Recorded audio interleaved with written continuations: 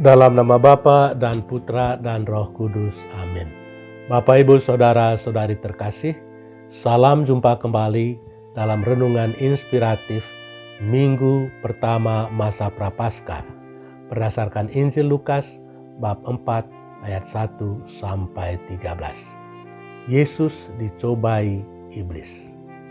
Saudara-saudari terkasih, pernah diceritakan tentang seorang pengusaha yang menguji 3 calon sopir yang melamar untuk bekerja pada perusahaannya. Dia membawa ketiga orang itu ke sebuah jalan dengan tebing yang sangat dalam dekat rumahnya.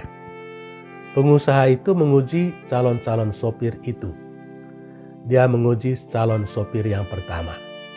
Seandainya Anda menyetir di jalan bertebing ini, apakah Anda berani menyetir sampai ke dekat tebing itu? Calon sopir itu menjawab, "Saya mampu menyetir dengan jarak 30 cm dari tebing itu dan tidak akan jatuh ke dalamnya." Pengusaha itu mengangguk-anggukkan kepala. Kemudian dia menyampaikan pertanyaan yang sama kepada calon sopir yang kedua. Calon itu menjawab, "Saya mampu menyetir sejauh 10 cm dari tebing itu dan tidak akan terjatuh ke dalamnya." Pengusaha itu sekali lagi mengangguk-anggukkan kepala. "Bagaimana dengan engkau?" tanya pengusaha itu kepada calon sopir yang ketiga.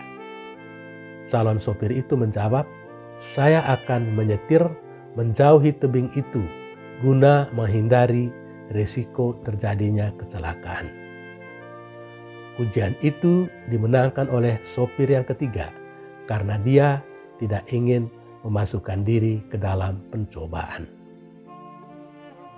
Saudara-saudari yang terkasih, tidak seorang pun di antara kita, bahkan termasuk Yesus sendiri, yang tidak pernah mengalami godaan atau tidak dicobai.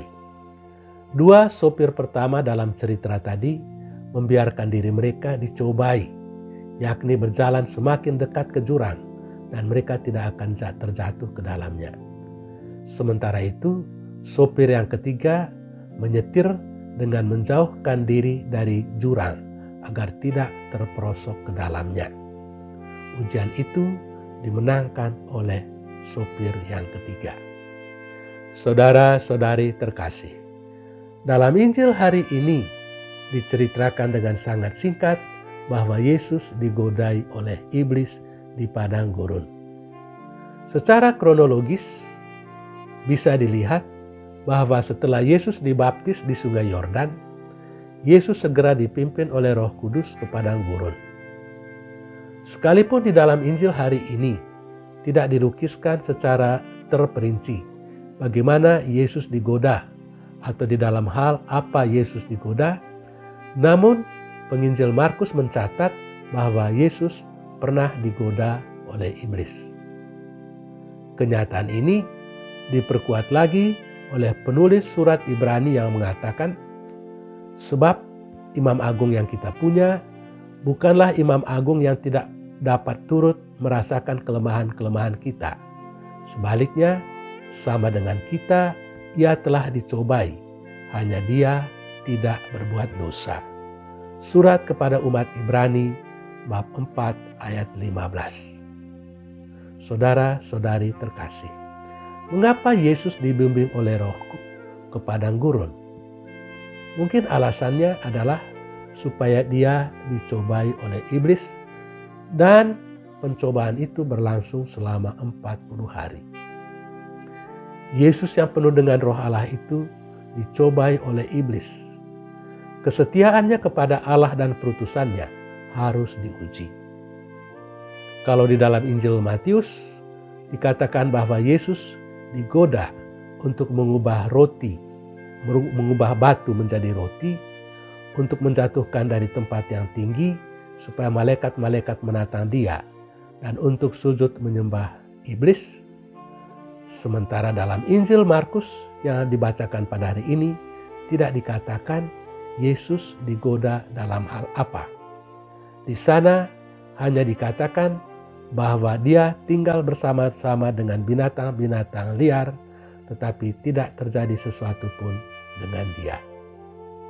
Saudara-saudari terkasih, dalam hidup ini kita tidak mungkin luput dari godaan-godaan atau cobaan-cobaan. Kalau Yesus yang adalah Tuhan dan Guru kita saja pernah dicobai, betapa pula kita manusia yang lemah ini. Ada bermacam-macam godaan. Seturut Injil Matius, Yesus mengalami 3 godaan, yakni godaan menyangkut makan minum, atau di dalam dunia modern berkaitan dengan keinginan untuk menjadi kaya. Kedua, godaan menyangkut reputasi, atau godaan berkaitan dengan kehormatan, atau dalam dunia modern berkaitan dengan nafsu kuasa atau gila kuasa. Dan ketiga, godaan untuk menguasai, nafsu akan kekuasaan juga. Tetapi dengan percayaan teguh kepada Bapanya, Yesus berhasil mengatasi cobaan-cobaan tersebut.